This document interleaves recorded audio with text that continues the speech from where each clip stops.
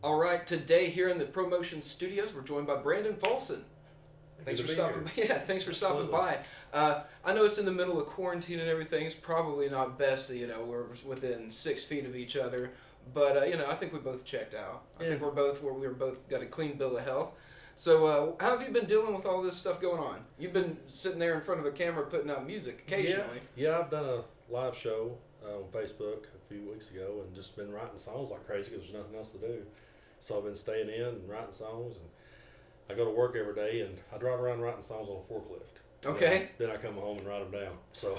So do you, when you're writing the songs on the forklift, do you have it just kind of in your mind, or you do? It usually spurs. Kind of talk it into a phone sometimes. Well, usually it'll start with something someone says, just like a one-liner. Something hits me funny, and I'll start thinking about that, and I'll think about it for a while, and then I'll be sitting there and I'll kind of get the melody in my head, and I'll have the tune going, and then as quick as I can, I'll get to my phone and type the words in so I don't forget them. So it's like kind of like a Pearls from Swan kind of deal. You just like, that's. Then I go home, grab the guitar, and right on. And put it to music. So you've been writing and recording for how long now? I mean, you've been active on this local music scene in the Southeast for. Yeah, well, I started 22 years ago.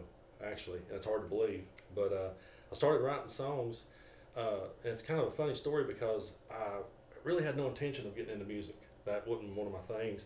I was actually, believe it or not, it's funny, I wanted to be a professional wrestler. Okay. Yeah, for real. And so I was, my dad loved to go coon hunting. We had coon dogs around the house and, typical Southeast Kentucky. Yeah. And so one day I had a dog that I'd quit going hunting with him. And my dad comes up to me and says, "Hey man," says, you don't ever take that dog hunting anymore, so why don't you let me sell him? And I was like, well, I need some money, Yeah. So we go back and forth on, he's like, "I'm not going to pay you for a dog I gave you." We just go back and forth. And finally he's like, "Well, here," he's like, "I got a guitar." And he's like, "I'll give you this guitar for that dog." Okay. And I was like, okay. And because I had been writing some poems and I wouldn't show them to anybody. I was kind of like embarrassed about it. It was one of those things, I would write poems in school. Yeah, like an outlet. And so then when he offered me the guitar, it kind of hit me. I thought, wait a minute, I could be a songwriter. That'd be cool. It just sounded a little cooler than a poet for some reason. I don't know why. Well, they're one and the same. They are. Yeah. I've learned that over the years. Yeah. Wow. So I just took the guitar and I actually started learning just for the purpose of writing a song. That sounds like a song in itself. I traded my dog for a guitar, man. People have been telling me I need to write that song for years. So I'm surprised you haven't. I have to one day. Right on. So over 22 years, you've had a lot of big shows in this area. You've played for, opened for quite a bit. Yeah, I've opened for quite a few people. Most recently, the one that really meant the world to me was opened up for Ray Wally Hubbard. Mm-hmm. He was one of my big heroes. That was a highlight for me. And over the years, I opened up for guys like Scott Miller at the Shed. I opened up for Molly Hatchet, Blackfoot, Lucky Tub, Charlie Robinson out of Texas, good songwriter from out there. So there's been a lot of cool moments. And looking back on when you got that guitar, did you ever expect that would when you had those poems in hand and guitar in hand, did you ever expect it to lead to that? No, never. I didn't know where it was going to go really. I just wanted to see how far I could take it. Well, you've been a prolific songwriter. How many albums do you have? I have 4. I released my first solo acoustic album in 2013. It's called Sunday Morning Rain. And I actually moved to Knoxville in late 2012. Mm-hmm. I lived here for a couple of years. And while I was here, I reconnected with an old buddy, Chris Russell. And he had a studio up in his attic. And we just went up and I just sat down with my guitar. And that was like the first solo record that I put out. That I really, and it kind of started with just me and an acoustic guitar, and then later on it branched out to the band and kept going. And now you just put out the full band live album back on the 20th, March 20th. Yeah, it came out March 20th. It's called Live from the Butcher's Pub, and Butcher's Pub is a little small pub in Pineville, Kentucky, which is the county. I grew up in Bell County, Kentucky, and so it was pretty cool to do it in front of my hometown crowd. It's pretty cool. But it's a small pub, and we just took a band in there and just set up the equipment. And it was funny because when we did it, we worked up 24 songs, and we thought, okay, we'll play 2 sets worth of music, and then if we're lucky, we'll get 12 out of this. Yeah. You know what I mean? But when it was over, there really wasn't anything we wanted to throw away. And we really liked it. So that's it was awesome. like, well, what do we do? We went back and forth, and finally I said, you know what?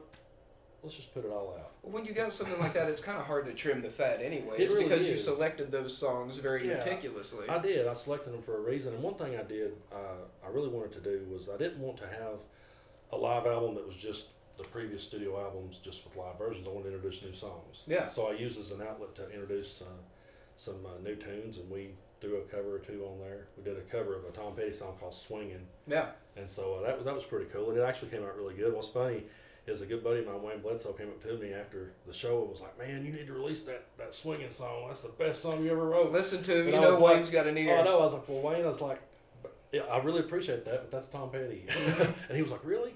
And I said, "Yeah." And so I actually stumped Wayne Bledsoe. Oh, that, really? Yeah. Now that was like a surprises me. highlight. Yeah. So Yeah, no, you can wear that like a badge of honor, man. Absolutely. I had to tell him. Shout out to Wayne. Love Wayne. Love Wayne. He's a brother to me. So you did the release for that in the hometown. Mm-hmm. What is like a hometown show like that compared to, Kentucky has a different music scene Absolutely. than Knoxville and Tennessee. Well, it's really. I don't know the word for it. It's well, first of all, Bell County, where I grew up in, was a dry county for years. And so there was no places. Mm-hmm. And that's why I ventured down into Knoxville and places like that in East Tennessee, because up there it was all dry counties and there was nowhere to go. But here lately they've went wet. And Oh yeah, opening and they've got places some up. great craft breweries up They in do. Kentucky now, They man. really A lot of do. these dry And so- counties. So all of a sudden, I'm doing shows in Knoxville, and then I got people I went to school with starts opening up little pubs here and there, going, "Hey man, come back home and play."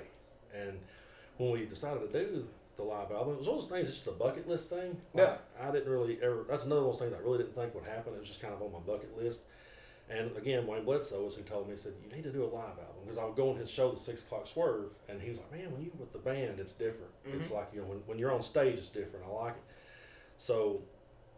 We just started kind of putting it together, and I talked to John Baker, who owns the Arbor Studio. That's where I recorded my last albums, and we put it together. He was like, "Yeah, we can do that. I think we can pull that off." And so Right on. we just, I thought, well, one night I played a show at Butcher's Pub. Wayne told me, he said, "You need to find a place that's rowdy that will capture that energy." Okay. And so that's Bell County. Yeah. And so I'm playing Butcher's Pub one night, and as I was sitting there playing, the crowd was singing along the songs I wrote. And I was like, that really means a lot to me. And I was sitting there, and I was like, this is it. This is the place. And so I started talking to the owner. And when I pitched the idea to him, he loved it. And we just ran from there. Well, and not to even sound like reductive or anything, but it's kind of a provincial attitude. It's everybody there is like there to support each other. It's that very small town community minded in a lot of the outlying areas. Knoxville's a big music community. Yeah. And there's a lot of bands that fall through the cracks as far as like getting the support that they need or that they're due. So being able to, really hold down your hometown, I think that's where it really counts. Is when you got people in your hometown supporting you. So. Yeah, it really does. And I've been around that part for so long. But the time I spent in Knoxville, the couple of years I lived here, really helped get me going, because I've met so many musicians and became part of the scene, started writing with different musicians in town, things like that. And that really helped to build the launching pad. So Knoxville's got a unique character. It breeds a certain kind of songwriter too. It seems. I think so. Yeah. And the cool thing about Knoxville is that it's. I don't think there's such a thing as the Knoxville sound. I don't think there's necessarily. No, there's about a kind of a Knoxville swagger. I guess. that's a good way to put it. Yeah, it's a little more in the attitude than the sound. I feel like. Yeah. Not as like the Nashville sound. It's just like you can put a finger on that. Oh yeah. Well, yeah, absolutely. So, what projects have you got planned for the rest of the year? Well, going into 2021. Well, if we can get past this COVID-19, I had a tour booked for the end of the month. I was going to be venturing out to Texas and Oklahoma and Missouri, so it's just a matter of if we can get past this and make get that lined up back again. Yeah. So. Yeah, you've done quite a bit of touring. What are some of the better places that you've gone around the country? Some places that really stood out and they just welcomed you like a friend. I went up to Richmond, Kentucky one time, and which is probably about an hour and a half, 2 hours from where I'm from, and I was just surprised that many people up there knew who I was. And it was kind of like almost like a Forrest Gump moment where I just kind of was looking around, going, "Well, there was that one." And I went down to Dalton, Georgia, did some shows down in Georgia and Chattanooga. One of the more recent shows I played in Chattanooga. I was kind of surprised that people there came to see me. It's weird. Like it's 22 years in the making, and all of a sudden you go somewhere and you see your T-shirt out there in the crowd, You know, Yeah. that you sold somebody 6 months ago, and they're like, wow. They Well, came and back. over 22 years, a lot of people like move around and stuff, and that Yeah. word passes to be like, hey, you got to see this guy when he comes to town. Yeah, and it's wild. You know, you never know when you give someone a CD. Mm-hmm. You know, you don't, How far it may how go. far yeah. it may travel. Yeah. You know, and so there's been times that someone's come up to me and went, "Hey, man, 5 years ago you gave me this." And I'm like, "Really? Wow. Yeah. Glad you remember." I'm glad I gave it to you. Yeah, absolutely. Right on. So, where can people find your music easily, where they can get in touch with you? For the most part, right now I'm on Facebook. That's the best place to find me. I'm on Spotify, YouTube. You just Google my name, you'll find me pretty much anywhere online. So. Right on.